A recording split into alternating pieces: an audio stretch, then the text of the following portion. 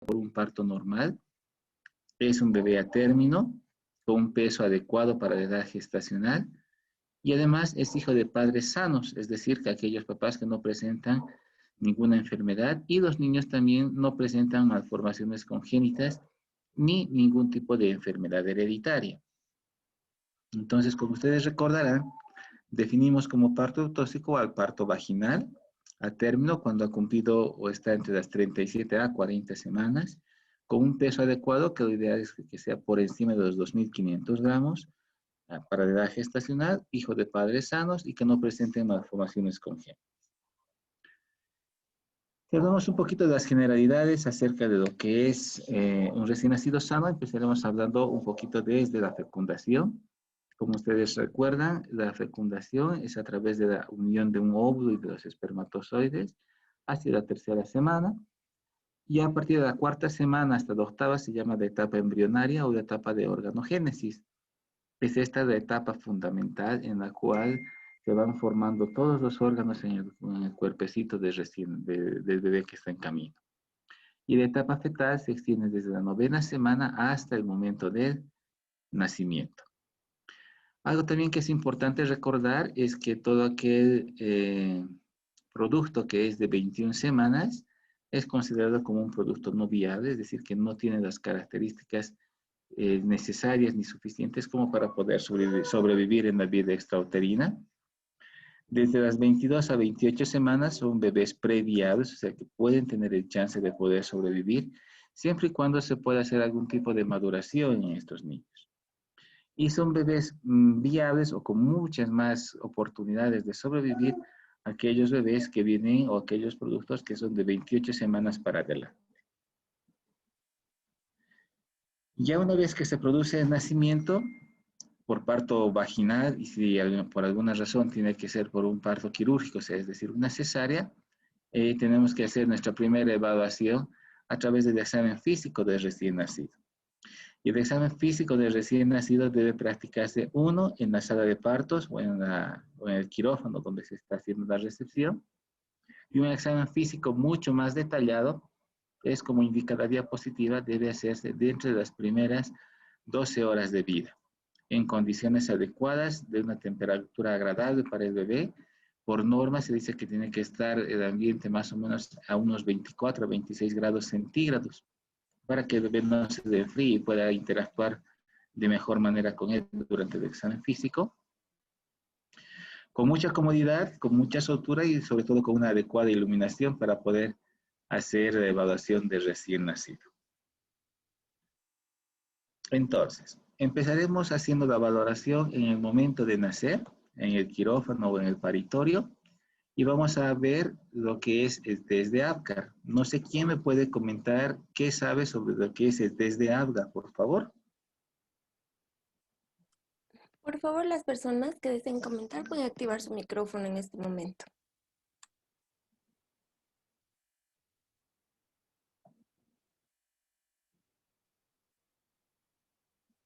Bien.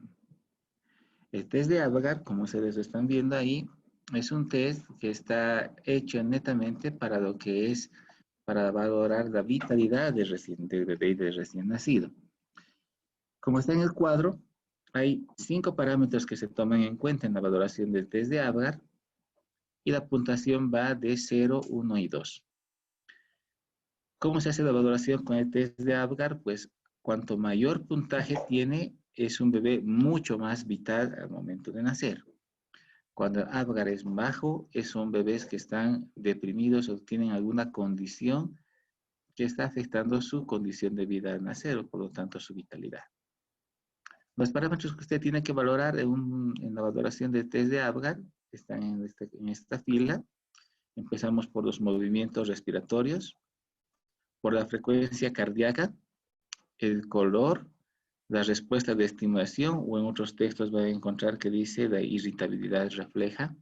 Y finalmente es el tono. El tono se refiere al tono muscular. Entonces, como ustedes pueden ver, los movimientos respiratorios están clasificados 2 puntos para los bebés que lloran, más de 100 latidos por minuto en la frecuencia cardíaca, de color rosado, con llanto vigoroso, Y el tono es un bebé que es activo, es decir, un bebé que se está moviendo. Le damos el puntaje de 1 cuando los movimientos respiratorios son irregulares, la frecuencia cardíaca es menor a 100, es un bebé con cianosis generalizada. Al momento de la estimulación producen muecas y el tono se produce simplemente con una leve flexión. Y damos un puntaje de 0 cuando los movimientos respiratorios están ausentes, cuando la frecuencia cardíaca está ausente, está el bebé de un color pálido, no hay respuesta a los estímulos y es un bebé completamente flácido. Y usted aquí en la ilustración puede ver a un bebé, un recién nacido, que por lo que se puede ver en las características tiene buen tono porque está con flexión, se nota que está llorando, se ve que está rosado, por lo tanto al tener flexión es un bebé que tiene movimiento. Como no podemos valorar la frecuencia cardíaca, pues es un bebé prácticamente vital. Comentarles un poquito que el test de Apgar ha sido pues, gracias a la doctora Virginia Apgar, que ha sido una anestesióloga, quien ha hecho 2 parámetros para que podamos hacer la valoración del grado de vitalidad del bebé. Y ella es la que ha recomendado que el test de Apgar se debe realizar al primer minuto, a los 5 minutos. Adicionalmente, hacemos una nueva valoración del test de Apgar a los 10 minutos. Y el puntaje, según su valoración, se distribuye de la siguiente manera. Si el recién nacido tiene un puntaje de Apgar entre 7 a 10, es un bebé que tiene muy buena condición al nacer, por lo tanto es un bebé vital. Si tiene un Apgar de 4 a 6, tiene una moderada condición, es decir, un bebé que está comprometido pero en forma moderada. Y si tiene un Apgar de 0 a 3, es un bebé que ha nacido con muy mala condición. Son aquellos bebés que generalmente son asfixiados y que requieren de algún tipo de apoyo para que puedan seguir y continuar con vida. Seguimos con el examen físico del recién nacido, pues vamos a hablar un poquito sobre el test de Silberman. El test de Silberman es un test diseñado para valorar el esfuerzo respiratorio de los bebés. Entonces, el test de Silberman, usted también tiene 5 parámetros que tiene que valorar, donde usted tiene que emplear sus 5 sentidos. Por ejemplo, el quejido expiratorio, que es a través de la audición, la respiración nasal, que lo puede valorar viendo, la retracción costal viendo, la retracción esternado-sifoidea, también usted lo puede ver, y la discordancia tóraco-abdominal. El test de Silberman, al igual que el test de Apgar, les da un puntaje de 0 a 2. Pero a diferencia del test de Apgar, en el test de Silberman, cuanto más bajo es el puntaje obtenido en el Silberman, es un bebé con mucho mejor esfuerzo respiratorio. Un bebé que tiene un Silberman elevado, o sea, con alto puntaje, es un bebé que tiene un franco compromiso del estado respiratorio. Entonces, en la valoración lo que se tiene que ver está acá en las ilustraciones. Si hablamos del quejido expiratorio, le damos un puntaje de 2 cuando el quejido es audible, aunque usted no esté usando el fonendoscopio. Son aquellos bebés que se quejan, ¿no? Que cuando respiran hacen como si estuvieran quejándose. Le damos un puntaje de 1 cuando ese quejido es intermitente o simplemente usted lo puede sentir o escuchar a través del fonendoscopio. Y le damos un puntaje de 0 cuando no hay quejido, que es lo ideal. En cuanto a la respiración nasal, en realidad lo que tenemos que valorar es el aleteo nasal, es decir, el movimiento de las fosas nasales. Cuando existe un aleteo franco, usted le da un puntaje de 2. Cuando es una dilatación o un aleteo leve, usted le da un puntaje de 1. Y cuando no hay aleteo nasal, es decir, no se mueven las fosas nasales, le da un puntaje de 0. En cuanto a la retracción costal, como se ve en la figura, cuando es muy marcado, un puntaje de 2. Cuando es intermitente o débil, un puntaje de 1. Y cuando no hay retracción costal o intercostal, es ausente, le da un puntaje de 0. En cuanto a la retracción esternado-sifoidea, de igual manera, cuando el hundimiento es bien marcado a nivel del apéndice sifoides, un puntaje de 2. Cuando es moderado, solamente la punta es un puntaje de 1 y cuando está ausente es 0. Y en cuanto a la discordancia tóraco-abdominal, es decir, a los movimientos entre tórax y el abdomen, cuando hay mucha discordancia, es decir, baja el tórax y sube el abdomen, un puntaje de 2. Cuando existe un hundimiento del tórax y del abdomen casi en forma sincronizada, es un puntaje de 1. Pero si la expansión es de ambos, es decir, del tórax y del abdomen van sincronizados, le damos un puntaje de 0. Entonces, si usted tiene un bebé con un Apgar 8 a 9, con un test de Silverman de 1, estamos hablando prácticamente de un bebé muy vital y sin distrés respiratorio, es decir, sin dificultad respiratoria. Lo mismo que les comentaba, la distribución del puntaje en el test de Silverman, 0, que es lo ideal, es un bebé sin asfixia o sin distrés respiratorio. De 1 a 3 tiene un distrés respiratorio leve, de 4 a 6 un distrés respiratorio moderado y de 7 a 10 es un bebé altamente distresado y que requiere soporte respiratorio. Y ahí usted en las ilustraciones puede ver de que, por ejemplo, acá hay un hundimiento de apéndice sifoides, es un bebé que está completamente flácido y comprometido, entonces requiere asistencia. Y la asistencia respiratoria muchas veces la damos en el paritorio, con lo que es la bolsa autoinflable o el AMBU, o muchas veces requiere maniobras de reanimación avanzada, como hasta llegar a masajes cardíacos externos. Seguimos avanzando y empezamos con la evaluación de la edad gestacional. El propósito de hacer la evaluación de la edad gestacional es ver o valorar el riesgo de morbimortalidad que puede estar relacionado con el peso y el crecimiento en relación a la edad gestacional. Entonces, nosotros clasificamos la edad gestacional en semanas y es así que vamos a decir que vamos a indicar que es un recién nacido o neonato cuando ha cumplido 28 días, no 30 como está en la diapositiva. Es un neonato cuando cumple 28 días. Es un prematuro cuando está entre las 28 a 36.9 semanas. Un término cuando está entre las 37 a 42 y un postérmino pasadas las 42 semanas. También es importante valorar el peso que va acompañando la edad gestacional y esto se hace según las curvas o patrones de crecimiento que hay. El más utilizado es el de Lubchenco, por ejemplo. Entonces, ahí tenemos que percentilar a los bebés. Entonces, usted recibe al bebé, hace la valoración de Apgar para ver la vitalidad, hace la valoración del test de Silverman para ver si no necesita apoyo respiratorio y hace su valoración por examen físico para ver de cuántas semanas es el bebé. Y en los cuadros de Lubchenco, por ejemplo, usted simplemente tiene que cruzar la información entre edad gestacional y peso para determinar si es un peso adecuado, un bajo peso o un alto peso al momento de nacer. Esta es la gráfica que les estoy comentando. Entonces, a nivel de lo que son las líneas verticales horizontales, se va a clasificar el peso. Usted tenga aquí, por ejemplo, 400, 600, 800, 1200 gramos. Siguiendo más, a este lado son bebés más grandes, 2600, 2800.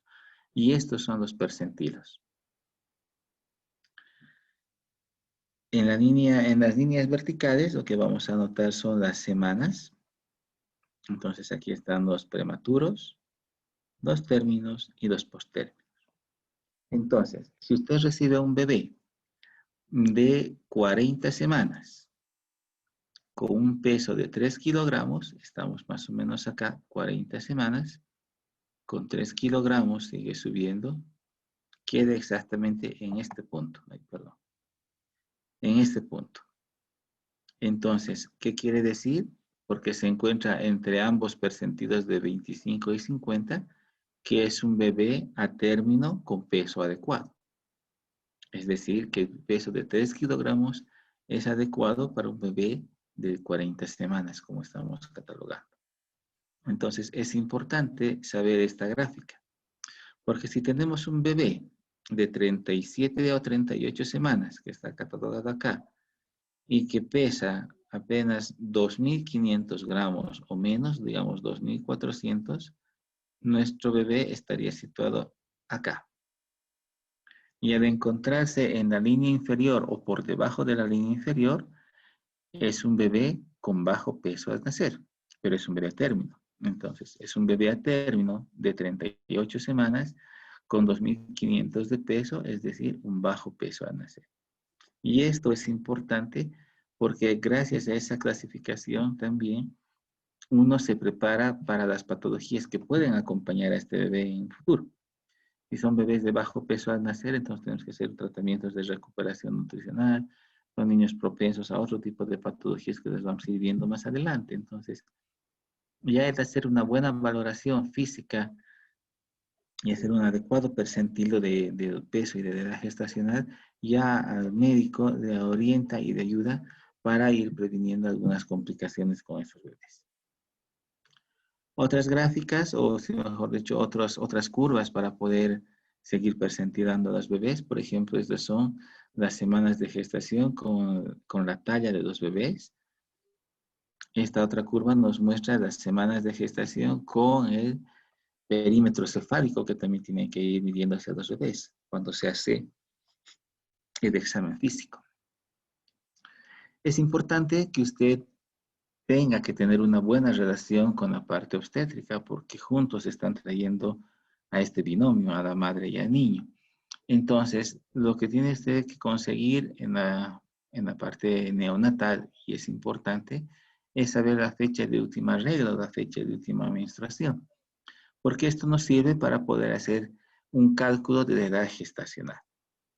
También es importante que usted revise las ecografías que puedan estar acompañando a la mujer embarazada en su expediente clínico, porque la ecografía, como usted recordará, es altamente sensible y nos ayuda para poder determinar si existen malformaciones en los bebés, nos mide el grado de maduración placentaria, la cantidad de líquido amniótico, también podemos ver la vitalidad del bebé, entonces nos ayuda mucho para nosotros poder planificar en conjunto con los obstetras, es poder recibir a un bebé en condiciones aceptables, en buenas condiciones, y entregar a los papás, ¿no? Que son los que están ansiosos por conocer al nuevo miembro en la familia.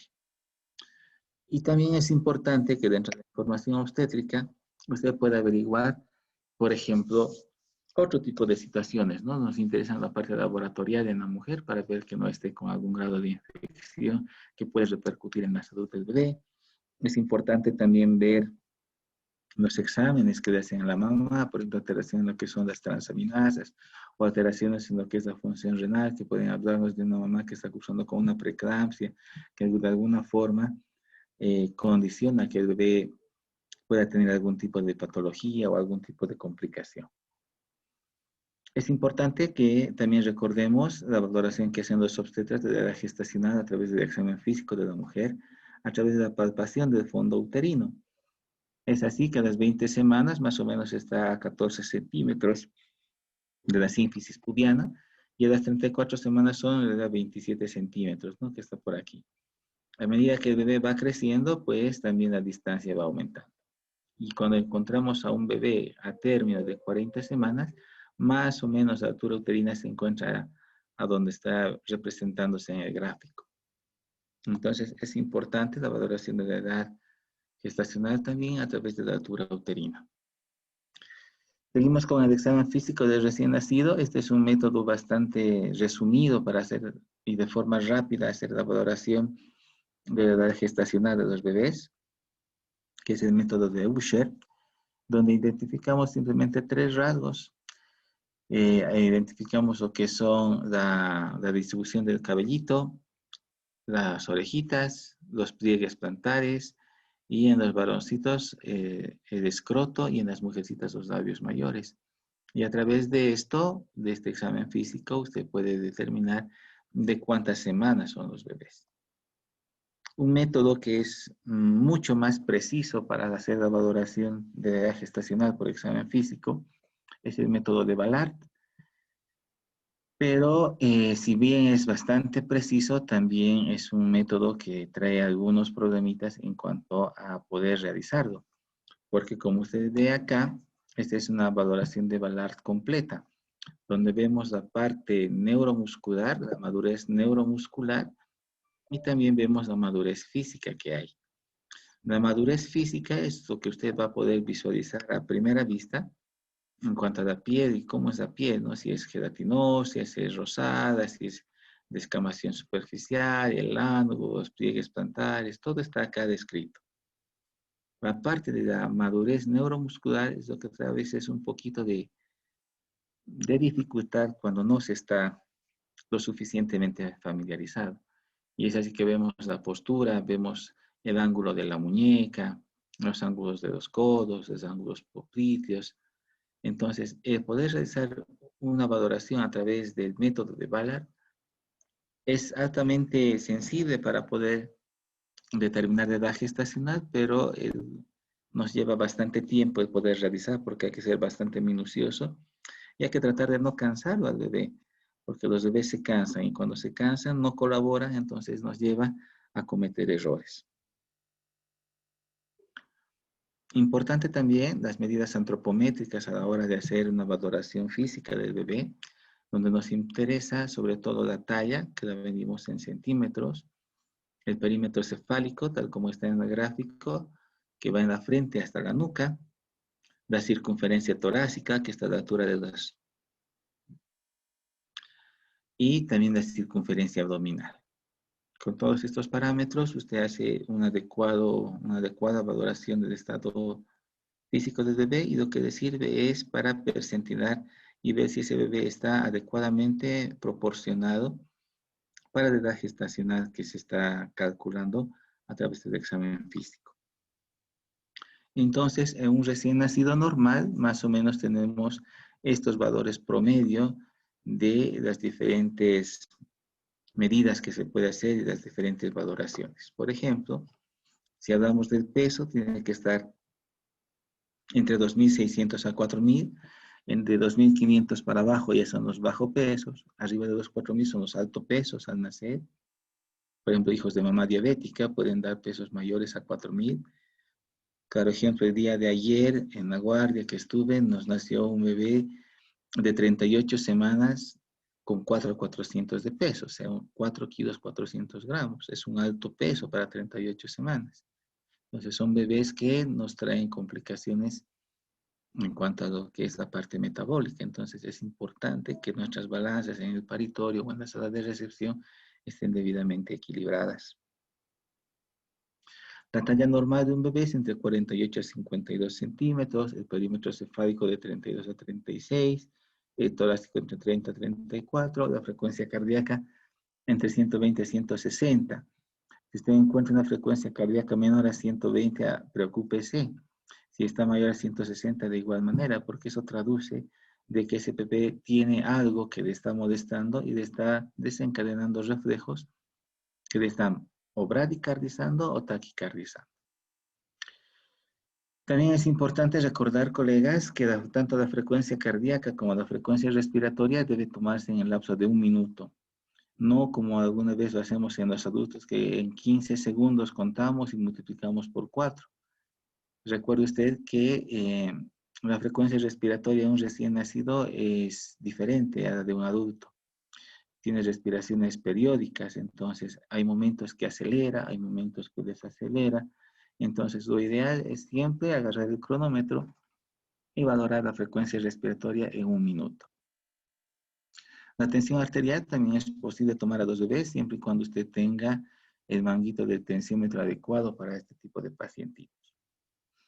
En cuanto a la diuresis y la catarsis, que es un problema que afecta y que aflige bastante a las mamás, es para que les tranquilicen y digan que la catarsis se puede esperar hasta las 24 a 48 horas para que presente.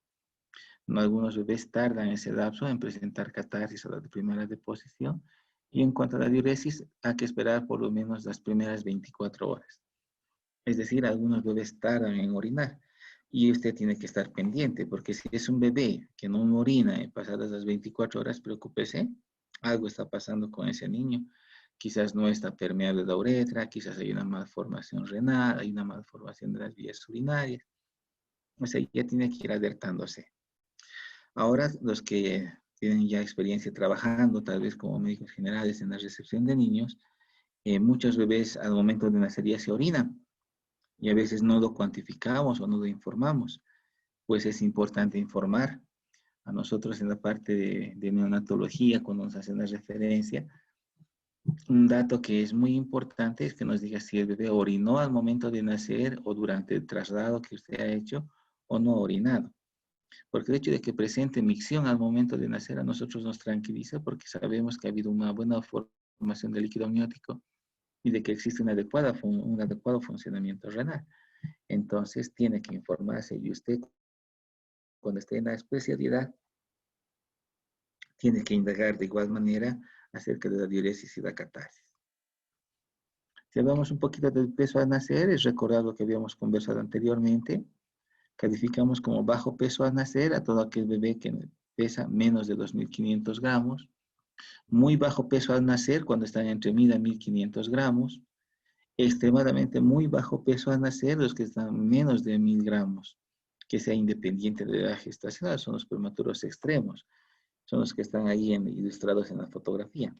Actualmente, por ejemplo, en la unidad tenemos un bebé que pesa 970 gramos. Y a ese bebé, pues, lo estamos cuidando para que pueda salir adelante. Y los recién nacidos macrosómicos, que es lo que les decía, o los alta al nacer, son aquellos bebés que están por encima de los 4.000 gramos. Seguimos con el examen físico. Les he puesto ahí algunas fotitos que pueden ilustrar y orientar mejor lo que se puede observar en un recién nacido a la hora de valorar. Es así que lo normal es que la piel del bebé sea suavecita, rosada y que presente una acrocianosis discreta.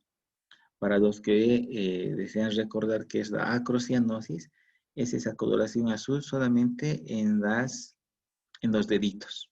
No así una cianosis central, que el tórax y los labios, por ejemplo, estén cianóticos. El dermis caseoso o el unto sebáceo, que está ilustrado en esta fotografía, que es esa sustancia blanquecina, grasosa que está pegada al cuerpo. Cuanto más prematuro es, mayor cantidad de unto sebáceo. Y también ahora que estamos con el modelo SAFSI, que involucra la interculturalidad de nuestra población, no es de extrañarse que algunas mamás le pidan a usted que le saque un poco de grasita al bebé para untárselo en la cara, por ejemplo. Porque según la creencia de nuestra población, el hecho de hacer esta maniobra evita de que se queden con las manchitas, ¿no? Que son propias de las mujeres que han gestado. También podemos encontrar una piel que se va descamando, como en el caso de esta ilustración, que descama en grado variable. Y esta descamación se produce más en aquellos bebés que son postérminos. Entonces son bebés que ya se van descamando en forma normal o natural. Y el lánugo o el vello fino, que son estos pelitos que vemos en algunos bebés, son vellitos que van cayendo en las primeras semanas, ¿no? Si usted encuentra bastantes vellitos, también usted tiene que pensar que es un bebé que está por ahí, o sea, en el límite de la prematuridad hacia el término. Y la temperatura ideal de un recién nacido tomado es la temperatura axilar, tiene que ser de 36 a 36.8. Antiguamente se decía que había que tomar a los bebés la temperatura rectal, pero en la actualidad esto no es recomendado. Se tiene que tomar la temperatura por vía axilar. No se recomienda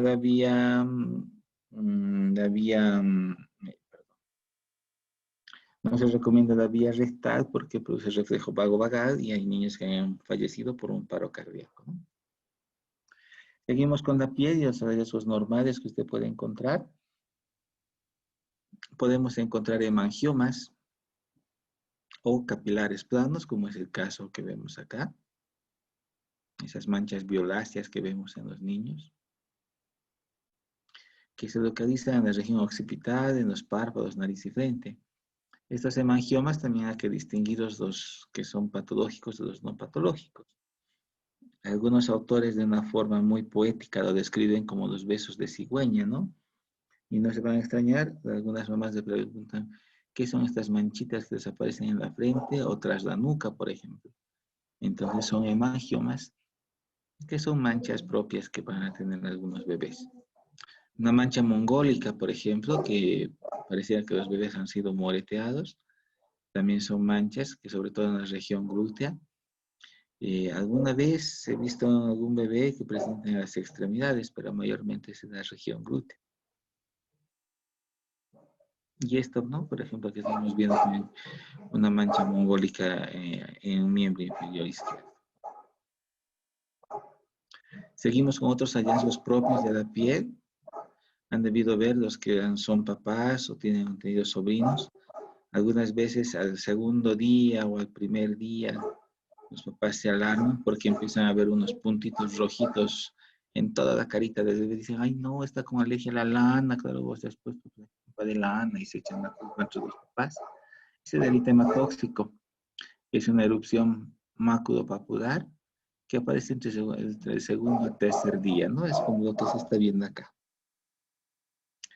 Si usted se hace un acercamiento, se ve de esta forma, como vesículas pequeñas con un centro amarillo, con un centro líquido amarillo, y desaparece en la primera semana.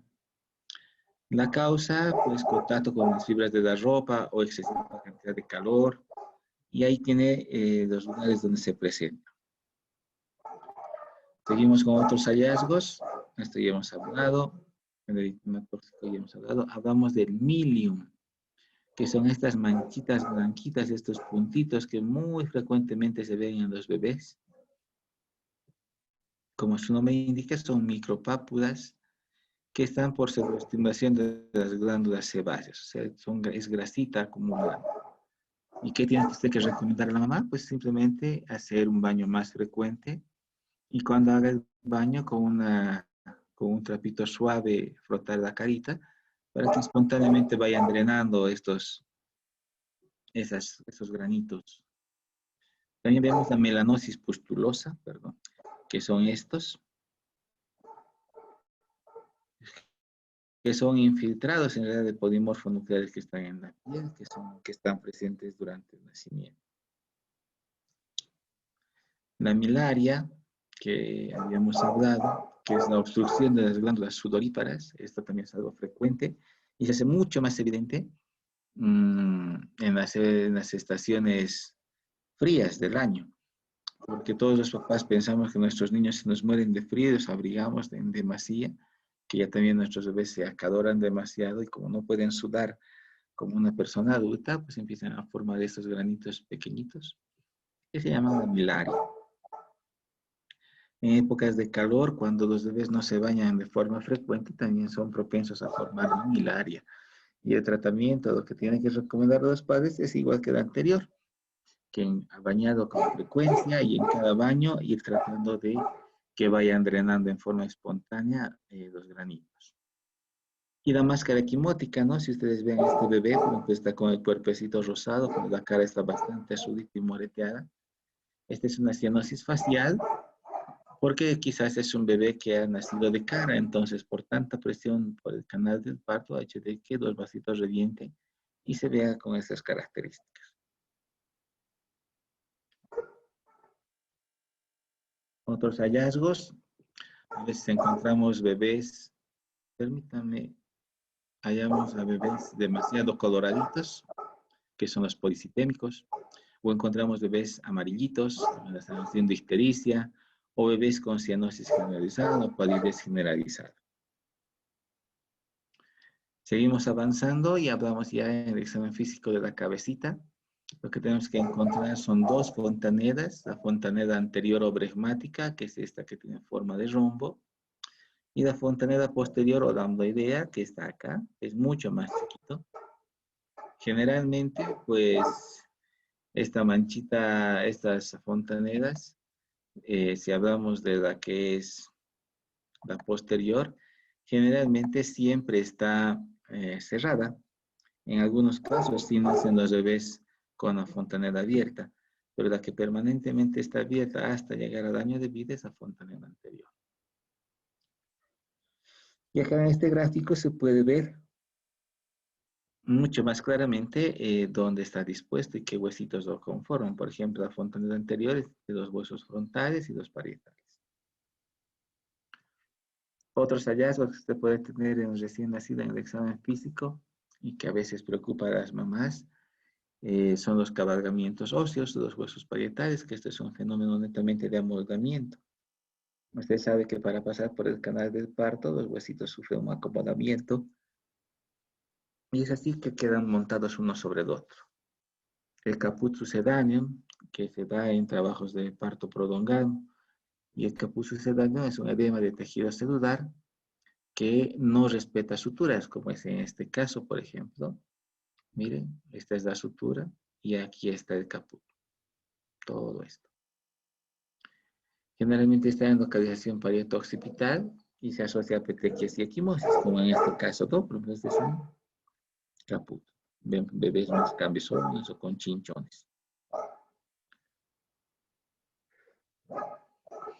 Hay que diferenciar el caput succedaneum del cefalohematoma.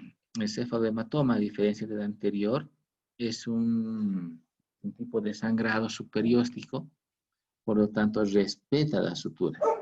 Y usted compara esta fotografía con la anterior, mire que acá no respeta suturas, la sangre acumulada. En cambio, un cefalohematoma sí respeta las suturas, porque está debajo del periósteo, en realidad es sangrado. Esto, al igual que el anterior, resuelve entre 2 a 3 semanas. En el caso de los cefalohematomas, como son lesiones mucho más grandes que acumulan mayor cantidad de sangre, pues también tarda mucho más tiempo de resolución. Y se ha visto que hasta puede persistir hasta los 3 meses. Ya en cuanto a lo que son las anomalías o las cosas anormales que usted puede encontrar, encontramos la macrocefalia y las microcefalias. Por ejemplo, este bebé tiene una macrocefalia, este otro bebé tiene una microcefalia, es decir, el perímetro cefálico que usted ha medido está debajo del percentil. ¿Qué patologías se pueden asociar a la microcefalia? Una que ha estado muy de moda hace poco tiempo, son las infecciones por Zika, ¿no es cierto? El Zika nos puede dar microcefalia. Y las macrocefalias generalmente se asocian a las hidrocefalias, es decir, al acúmulo de líquido. ¿Qué líquido es, colegas? Cuando hacemos una punción lumbar, ¿qué líquido obtenemos? Cefalorraquídeo. Muy bien, muchísimas gracias, doctora. Es un líquido cefalorraquídeo.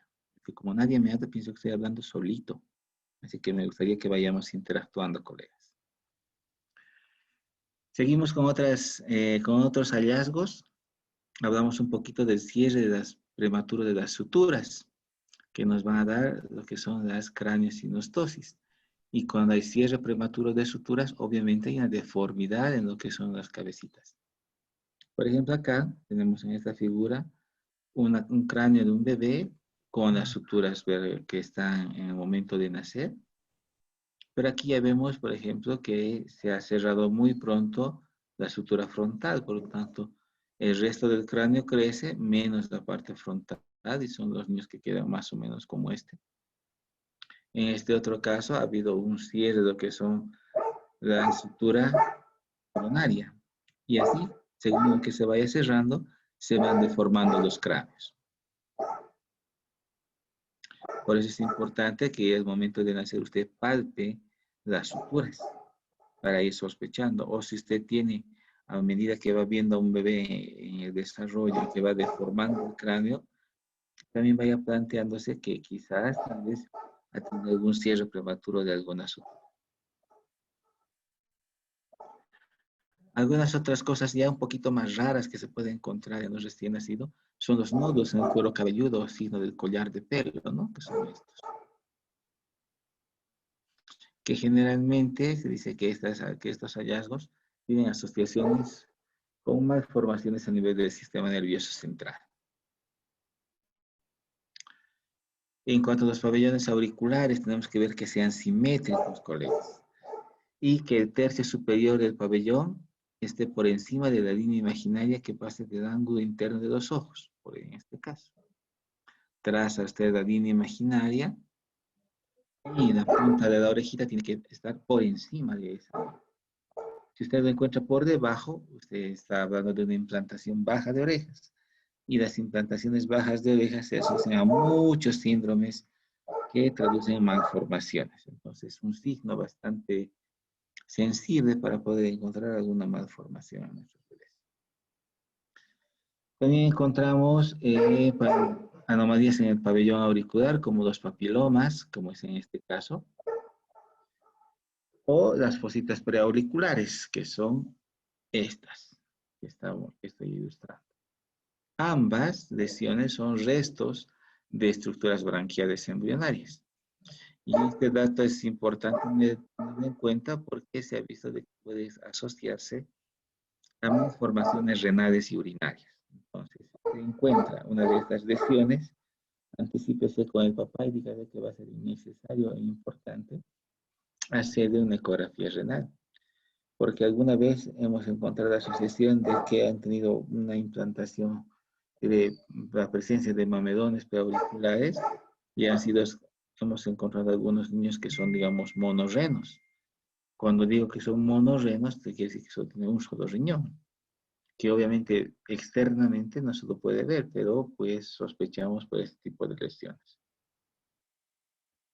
Y lo que les comentaba, que es de implantación baja de los pabellones auriculares, como se da en el síndrome de Turner, por ejemplo. Seguimos con algunos hallazgos que son propios de los recién nacidos durante el examen físico, a nivel de los ojitos, que estén cerrados o que tengan mucho edema palpebral. Puede existir hemorragias subconjuntivales porque la presión que se ejerce en el canal del parto es tan fuerte que a veces le revienta los vasitos sanguíneos del ojo. Ver las pupilas, ¿no? Que sean isocóricas, fotorreactivas, el reflejo de ojo rojo, eso es importante. ¿Por qué será importante que se vean rojitos los ojos a los bebés? ¿Alguien me podría decir? Alguna vez a nosotros cuando nos tomamos una fotografía salimos con los ojos rojos, ¿no es cierto? ¿Por qué cree que sucede este fenómeno? Nos Ah, muestra escu- ¿qué puede ser? La fisiología normal. Aquí da. Quizá no es Ya, porque nos muestra la fisiología normal de la retina y en caso de que no apareciera esta, podría tratarse en la casa en los niños, no una catarata a lo mejor. bien, bien. ¿Alguien que pueda afinar un poquitito más esa respuesta que ha estado bastante acertada? ¿Alguien más, tal vez? Bueno, simplemente para aclararle un poquito a la colega, más que ver la fisiología normal, como ella está indicando, lo que nos permite ver es de que todas las cámaras y todos los lentes que tenemos a nivel del ojito están transparentes, que hay un buen paso de la luz. Y ese rojo que vemos es el reflejo, como dice la colega, de la retina. Entonces, para eso es importante que las pupilas sean, que encontremos el reflejo de ojo rojo. Y si encontramos una opacidad, pues sí, corresponde a una catarata congénita, ¿no? Entonces hay que estudiar también las cataratas congénitas porque traducen que han sido infecciones virales que la mamá ha podido cursar durante el embarazo. Entonces ahí es importante lo que estamos hablando de ver si existe opacidades a nivel de córnea y de cristalino. En cuanto a la nariz, tenemos también que valorar que sea una nariz poco prominente, que sea flexible, lo que habíamos hablado inicialmente del aleteo nasal, ¿no? Que presente al principio, ver si se mantiene, que es un parámetro también de valoración del distrés respiratorio. Que no haga respiración ruidosa, esto es importante, porque si bien algunos bebés cuando nacen y respiran hacen soniditos, ¿no? Son este tipo de soniditos como chanchitos, a veces decimos que son normales. Pues sí, 90% son normales, pero hay un 10% que no son. Entonces, si usted encuentra un niño que tiene una respiración ruidosa, investígalo un ratito. Descubra por qué está sonando esa naricita. Quizás no está una fosa nasal permeable, quizás hay secreciones que están secas y están acumulando. Y es importante que en los niños la vía respiratoria y la nariz esté completamente despejada porque como usted recuerda, los recién nacidos no tienen una respiración bucal, o sea, no respiran por la boca, tienen una respiración netamente nasal, es decir, que respiran solamente por la nariz. Y si tiene la nariz obstruida y se está alimentando, no va a poder respirar y deglutir, y ahí es donde vienen, se atoran y muchas veces pues se broncoaspiran. Entonces es importante despejar las vías nasales, las fosas nasales. Otros hallazgos, seguimos bajando en la carita a nivel de boca y de paladar, que sea simétrico, que tenga los labios bastante rosaditos, ver si existe la presencia o no de dientes, como en este caso. Por ejemplo, de mí, mi hija menor, Sofía, ha nacido con un diente, así como ella. Pues simplemente comentarles y ustedes también tranquilicen a los papás de que es posible de que algunos niños puedan nacer con esto, ¿no? Con una estructura que se asemeja a un diente. En realidad se llaman quistes de inclusión. En algunos casos caen hasta que aparece la dentición, o en algunos casos, como en el caso de mi hija, de Sofía, se ha mantenido. Entonces puede existir dientecitos, no es para asustarse. Los callitos de succión, que son estos, si se han fijado en los bebés, en los recién nacidos también, esta parte del paladar es bastante grueso y bastante duro. Pues como lo usan para succionar, pues hay una hipertrofia de toda esta estructura, por lo cual también se hace gruesito. Y las paredes de Epstein, que son los quistes de inclusión que les decía, ¿no? Ahora, ¿qué hallazgos anormales encontramos a nivel de la carita en el recién nacido? Pues lo más típico que se puede encontrar, eso como se está ilustrando, parálisis facial. Hay algunos bebés que nacen con parálisis facial congénita. Entonces, eso se debe a la compresión del nervio contra el promontorio sacro, o a veces por el uso de forceps que antes se hacía, pueden dañar la salida del nervio. ¿Qué nervio es el que inerva la cara? ¿Qué par craneal, colegas? El séptimo nervio, El nervio facial. séptimo, muy bien, el nervio facial. Entonces, como ustedes recuerdan, el nervio facial emerge a esta altura. Y cuando se aplican los forceps, que son como las cucharas, una paleta va acá y la otra paleta va acá y hacen mucha presión para traccionar y sacar al bebé, pueden dañar el nervio facial. Algunas veces se secciona o algunas veces simplemente se inflama. Y esa inflamación es lo que nos causa este tipo de parálisis facial, ¿no? Es exactamente igual a las parálisis faciales que suelen darnos a los adultos. Entonces, hay que buscar también la simetría en lo que es la carita.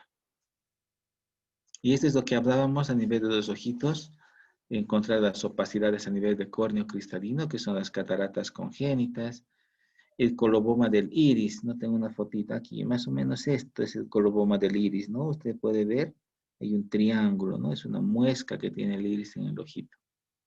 Y la leucocoria, que nos traduce un retinoblastoma, y el retinoblastoma, pues es un tipo de cáncer, ¿no? A nivel de boca y paladar, algo frecuente también son los labios leporinos o paladares hendidos, y ahí usted tiene que clasificar y ver si es completo, ¿no? Si afecta tanto a lo que es la parte de las encías, el paladar blando, el paladar duro, si es unilateral, si es bilateral, y de acuerdo a esos hallazgos también ir planeando el tipo de tratamiento y el tipo de resolución. ¿Ustedes creen que los niños con paladar hendido o labio leporino pueden tomar pecho de la mamá? Sí, pueden. Sí pueden, pero con un grado de dificultad, porque al no existir el paladar, no hay donde apoya la lengua para la succión. Entonces, estos niños tienen que alimentarse generalmente sentados. Y se alimentan sentados para evitar que la lechecita empiece a subir a lo que es la parte respiratoria, y eso ocasiona atoramientos, atragantamientos o microaspiraciones, ¿no? Entonces, pueden succionar el pecho sentaditos, o si la adhesión es bastante severa, pues hay tetinas especiales para que les puedan alimentar también. Seguimos con algunos hallazgos a nivel del cuellito. Por ejemplo, el cuello del recién nacido es así, es un cuello cortito, con plieguecitos, es móvil en todas las direcciones, es simétrico, no tiene que ver masas, ni lesiones, ni posturas anormales. Y lo que podemos encontrar son bebés así como este. ¿Qué les llama la atención? Está a un lado su cuello, su cabecita igual. Sí, está muy Feo. Y si hacemos un acercamiento, pues se ve más o menos algo similar Todo a feo. esto, una piel redundante, que es otro tipo de anomalía, pero cuando hay una tortícolis, pues son bebés que no pueden extender a un lado la cabecita. ¿Por qué no sale? ¿Perdón? Bien. Seguimos. Otros defectos son masas a nivel de la línea media, como quistes del conducto tirogroso, el bocio congénito, a nivel lateral los higromas, como en este caso, higromas quísticos, o un hematoma del esternocleidomastoideo, un quiste tirogloso. Son lesiones que algunas veces se pueden encontrar. Hace unos 10 días atrás, por ejemplo, nos nació un bebé con una masa similar a esta en el hospital. Y bueno, pues nos volvimos un poquito locos para hacer el diagnóstico diferencial y al final terminó siendo un higroma quístico que ha remitido en forma espontánea. Entonces, ahí hay que estar siempre con el ojito bien abierto para encontrar alguna anomalía en los bebés. Fracturas de clavícula frecuentes también, es una lesión bastante frecuente en los recién nacidos, sobre todo en aquellos recién nacidos macrosómicos, ¿no? Que son los grandes. Y son, como dice aquí, una lesión en leño verde o en tallo verde, porque lo único que necesita es inmovilizar y solito se va a soldar y va a hacer la osteosíntesis que necesita. No es necesario poner de vendaje en 8 de guarismos como se hace en los adultos. Es simplemente dejarlo reposar, que no trate de mover mucho el bracito, tratar de inmovilizar de una forma leve y eso en un poco tiempo pues se resuelve de forma espontánea. ¿Cómo lo sospecha usted? Porque al momento de palpar va a encontrar una deformidad o si es muy severa la fractura es completamente visible. Seguimos haciendo el examen físico de nuestros bebés. Encontramos que el tórax es cilíndrico, es como un barrilito.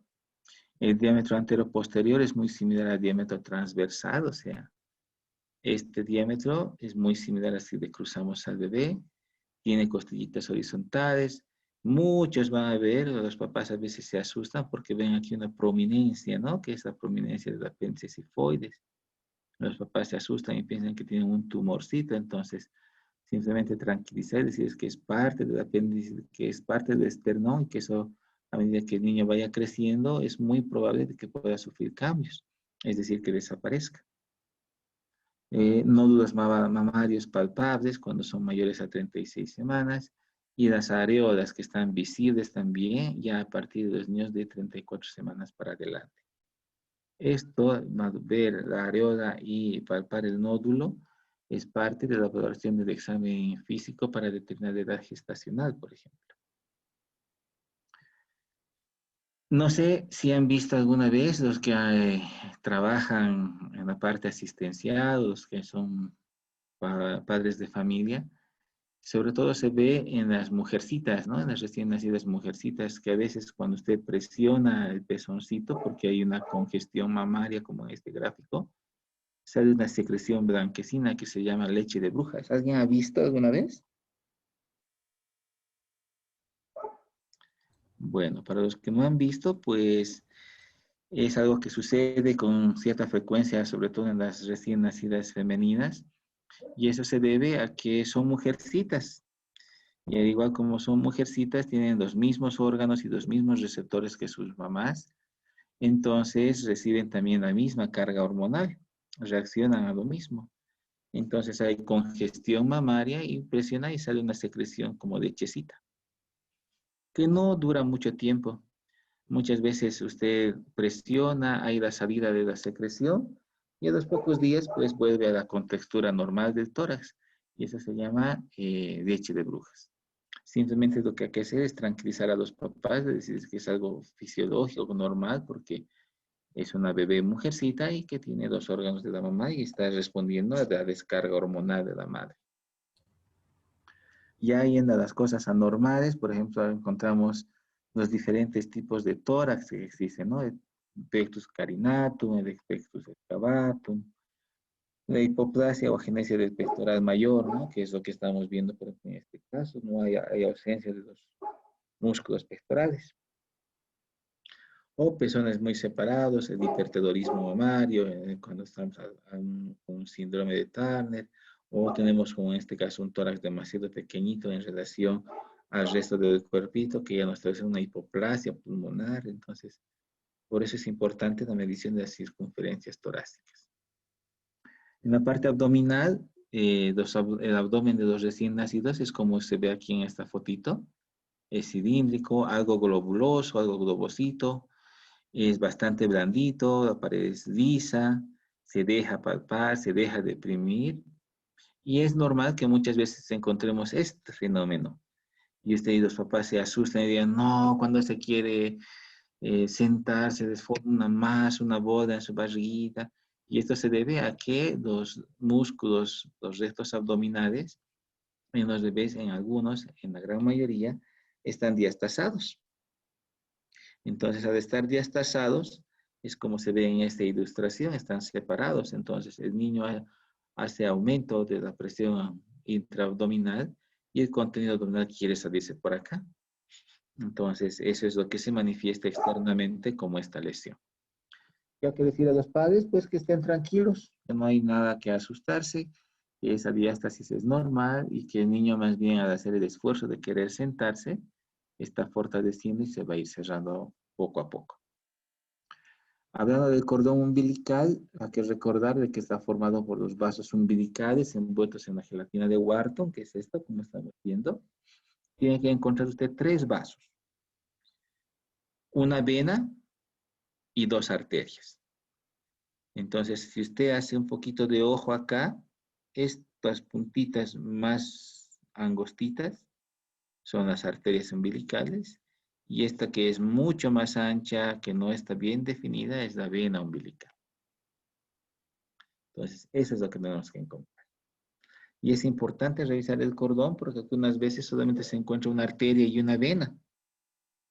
Y eso pues traduce de que hay una malformación, porque las arterias, si usted hace el recorrido hacia adentro, van y llegan a constituirse partes fundamentales de lo que es la circulación mayor. Entonces, ya se está asociando a cierto grado de malformación.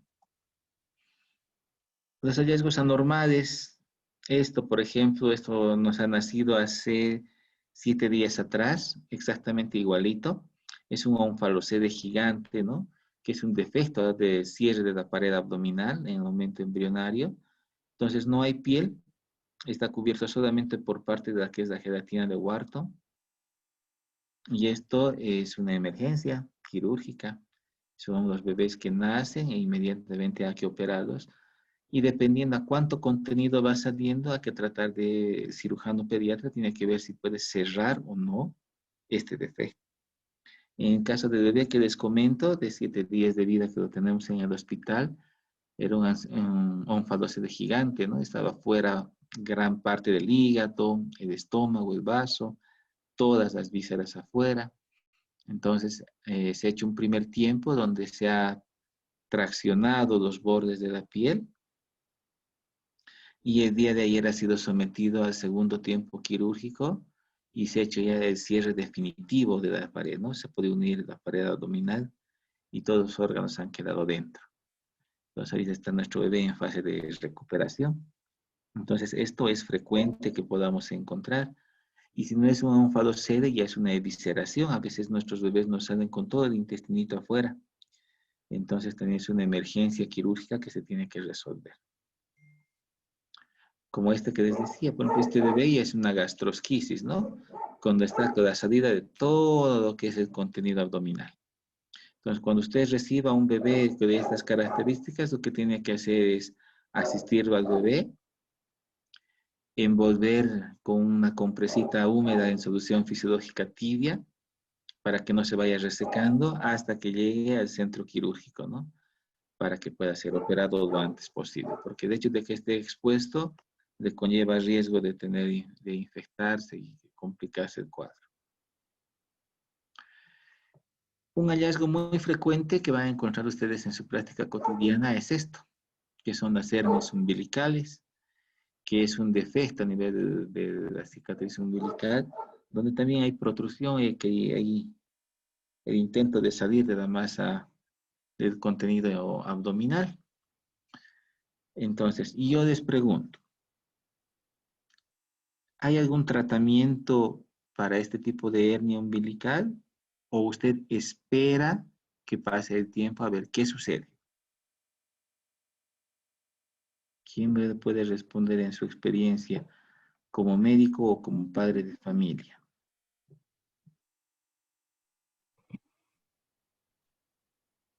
¿Nadie? No he visto, doctora, no, ni idea. No han visto nunca. Bien, doctor. En realidad, si usted encuentra una hernia umbilical, también hay que orientar a la familia, porque la familia lo que va a hacer, y sobre todo en la provincia, aunque también lo hacen las personas que viven en la ciudad, le van a poner un botón para tratar de que todo el contenido abdominal se quede adentro. Porque así cada vez que llora crece y crece y me da pena, o están fajados con botones. Entonces simplemente decides que no es necesario ese tipo de medidas de contención.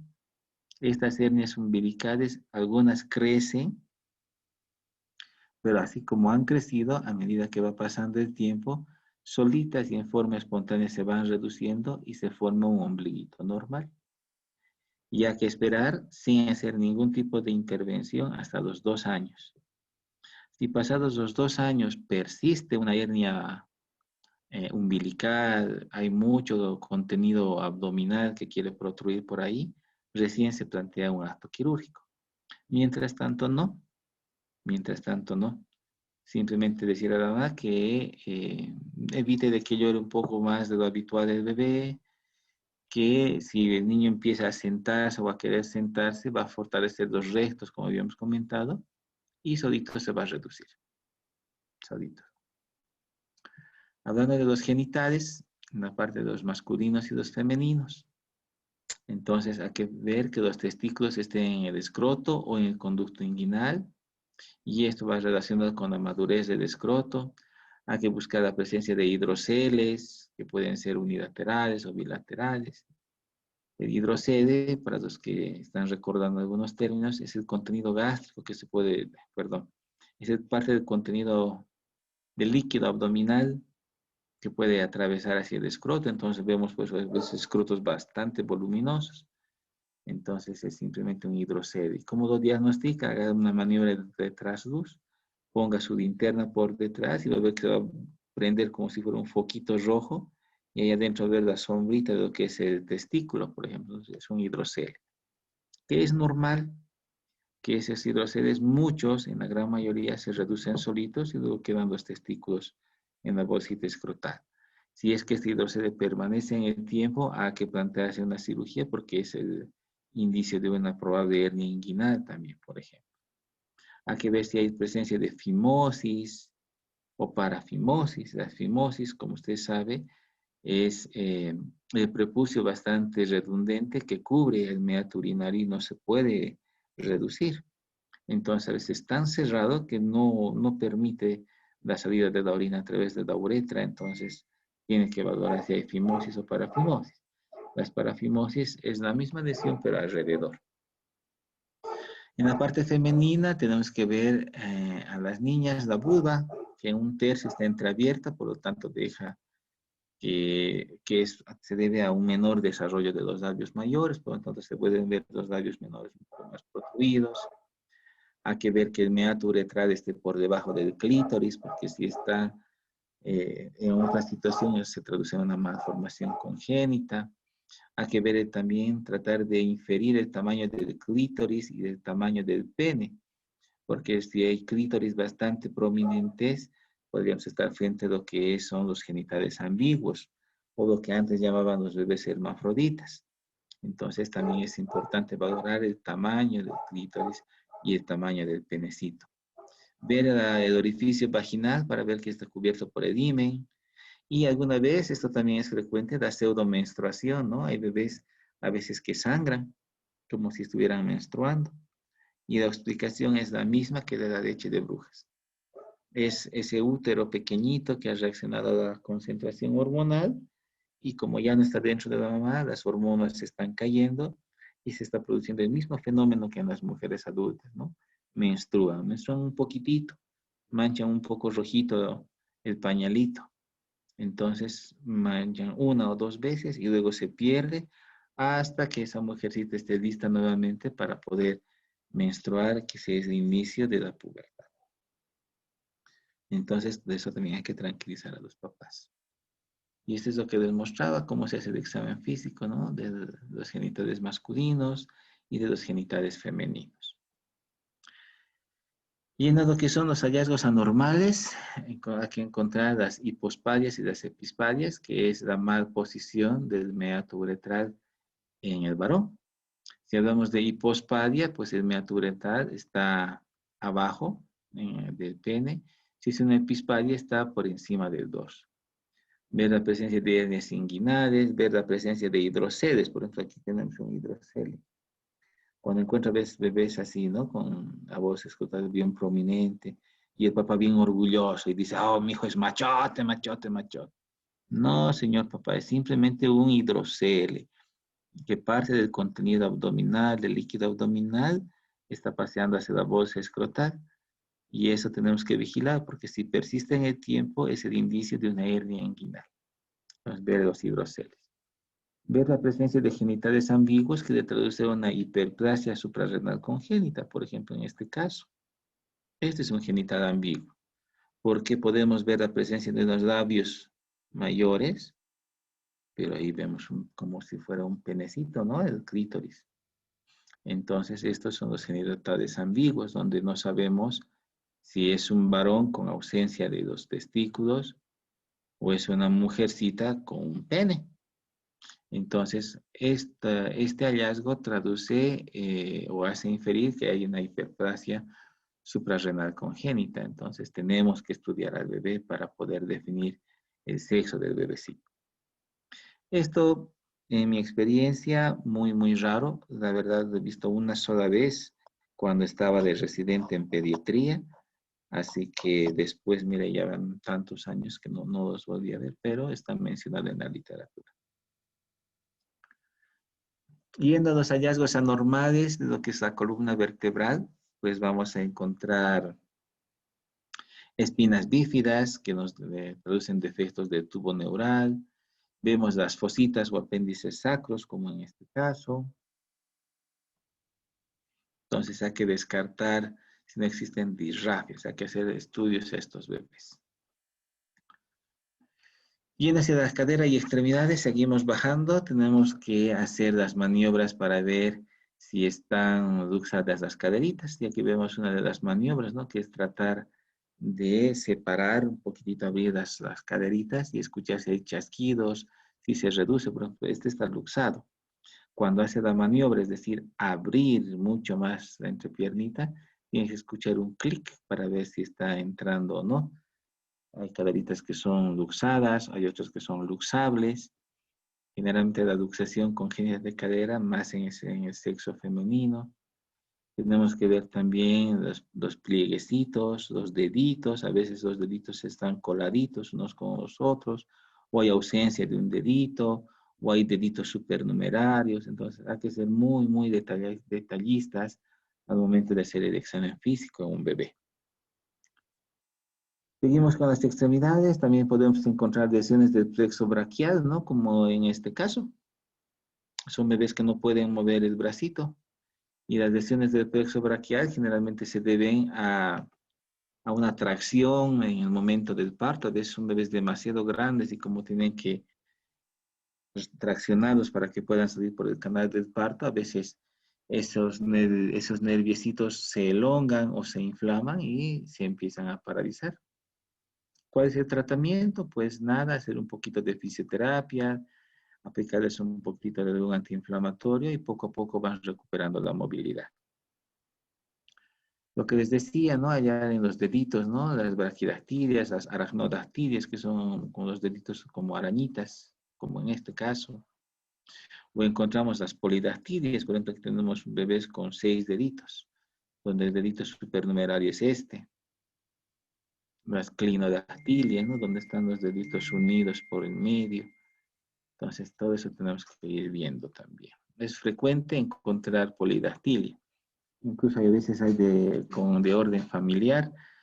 Alguna vez nos ha tocado recibir algunos bebés y decimos, un bebé tiene 6 deditos, señora, no se va a asustar.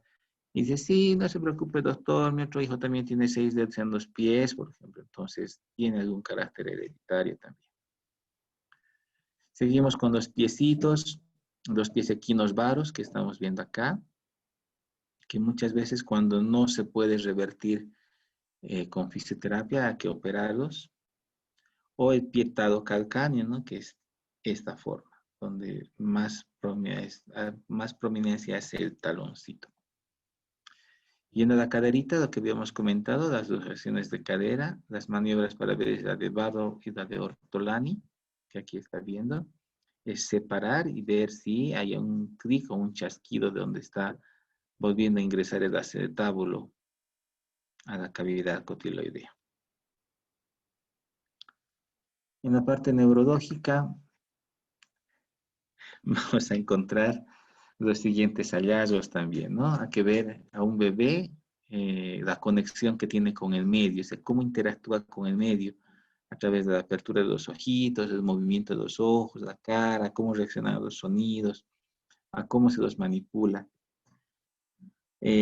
Para muchos es un poco difícil o creen que es difícil que un bebé se pueda comunicar con el médico. Sin embargo, los bebés realmente se comunican con nosotros. Nos hacen saber qué les duele, qué les molesta o si están conectados o no con el medio a través del examen neurológico. Entonces es muy importante que se pueda hacer la valoración. La parte motora, hay que valorar el tono, la postura de las extremidades, ver la motricidad y la fuerza. ¿Cómo valoramos la fuerza? A través de las prensiones o los reflejos que tienen los bebés, ¿no? Los reflejos de prensión palmar, plantar, el reflejo de Moro, por ejemplo, que nos va a indicar que existe toda una integridad del sistema nervioso central. O sea, hacer una valoración neurológica es hablar como dos temas. Aquí hemos tratado de resumir eso un poquitito. Lo que decíamos, los reflejos primitivos, el reflejo de prensión palmar, plantar, es así que usted a cualquier bebé, por ejemplo, que recién nacido, le ofrece el dedo y a ver que le agarra con fuerza. A veces agarran tan fuerte que usted hasta los puede levantar. Y este es el reflejo de Moro, también conocido como el reflejo del abrazo, porque usted trata de, digamos, hacerlo caer al niño, hacer ademán de hacerlo caer, y el niño es como si quisiera abrazarse, ¿no? Separa dos bracitos y luego los vuelve a juntar al medio. Todo esto traduce una integridad del sistema nervioso central. También los bebés, los recién nacidos, tienen el reflejo de marcha. Si usted lo pone en esta postura, van a empezar a caminar. Los reflejos innatos que le da para que puedan sobrevivir, que es el reflejo de succión. Y esto también es importante valorar, porque si usted tiene un bebé a término con buen peso que no succione, asústese, doctor, porque traduce de que no hay una integridad, una conexión del sistema nervioso central que le esté permitiendo alimentarse a este bebé. Entonces hay que investigarlo. Quizás está infectado, quizás tiene algún trastorno metabólico, o se trata de un bebé asfixiado, o hay alguna condición en la parte neurológica que le está provocando que no pueda succionar y alimentarse. Entonces es importante valorar también aquello. Y el reflejo de búsqueda, que es como han debido ver, usted lleva, digamos, el dedo hacia este lado y el niño va a girar la cabeza abriendo la boca, queriendo agarrar su dedo para empezar a succionar. Y estos son los reflejos innatos que nos ha dado Dios para que nosotros podamos sobrevivir y poder alimentarnos. Bueno, hasta aquí hemos hablado de recién nacido normal. Miren, nos ha tomado bastante tiempo, casi hora y media, solo hablar de recién nacido normal. Si alguien tiene alguna consulta, alguna preguntita, antes de pasar al siguiente tema, que es también un poquito extenso. Sí, Doc, hay una consulta en el chat. Dice, A ¿ese es ver, el... voy a cortar un ratito, de dejar de compartir pantalla para poder ver. Hay una consulta, Doc. Dice, esa salida de leche de brujas en niñas recién nacidas no sucede en los niños varones. Muy buena la pregunta. En realidad no.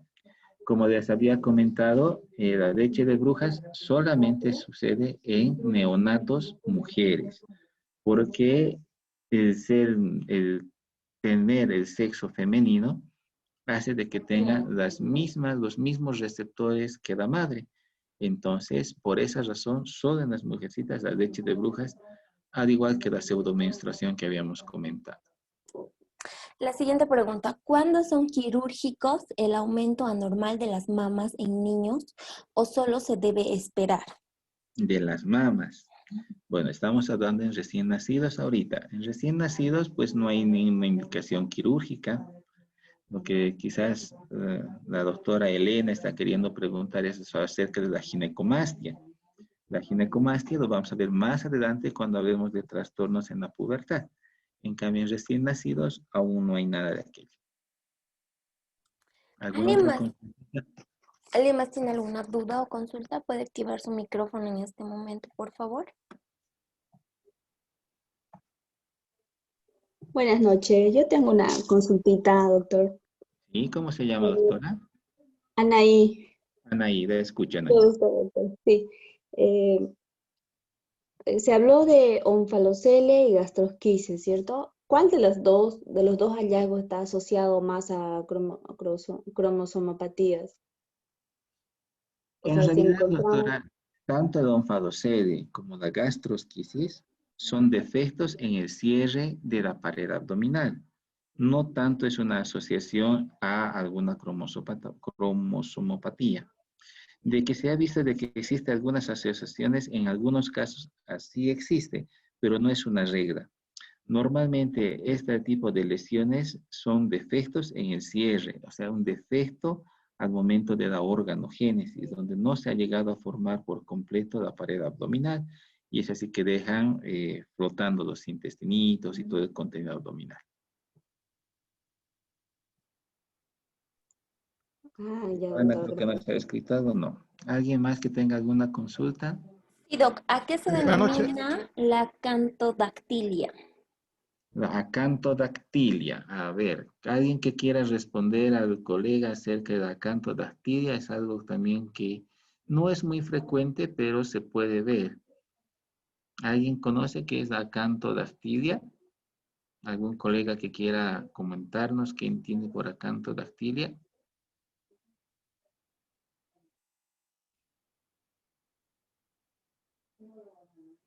¿Nadie? Pues bien, dejaremos la acantodactilia como una tareita de investigación para mañana, yo creo. En realidad, la acantodactilia es un sustantivo. Es más parecido a lo que se parecen a los pescaditos, ¿no? En realidad, la acantodactilia es como la unión de los deditos y hace de que parezcan como si fueran las aletitas. Son aquellos bebés que alguna vez los han denominado bebés sirenas. ¿Alguien más? ¿Alguien más tiene Buenas algún... noches, buenas noches, doctor. Disculpe, una preguntita. ¿Cómo se llama, He visto doctor? que algunos, sí, hay algunos niños que nacen, digamos, con pezones a nivel de la línea mamaria, más de uno o dos, y a veces las madres son preocupadas. He visto una oportunidad mientras lo da internado. Quería preguntarle, ¿eso solamente se da en el sexo tanto femenino como masculino? Sí, los pezones supernumerarios es tanto en masculinos como en femeninos usted puede encontrar. Pero en esto hay que distinguir. Por ejemplo, me voy a poner de ejemplo, doctor. Yo tengo pezones supernumerarios, tengo dos. A nivel de la axila tengo uno al lado izquierdo. Pero como soy varón, pues simplemente se ve como un lunar. Pero en algunas mujeres, en el sexo femenino, que pueden tener, cuando se embarazan, y si hay tejido mamario en los pezones supernumerarios, también reaccionan de la misma forma que los pechos normales. Se van a ingurgitar, en algunos momentos hasta puede salir alguna secreción láctea. Y esto se debe a que, como usted recordará, nosotros también somos pues animales, ¿no? Somos animales conscientes. Entonces son restos y esbozos de nuestra vida animal de tener pezones supernumerarios. No es algo anormal, es algo frecuente que se ve, pero en las mujercitas es donde se nota más cuando existe algún cambio, sobre todo relacionado a embarazo. Gracias, doctor. ¿Alguien más Bien. tiene alguna duda o consulta? Puede activar su micrófono en este momento, por favor.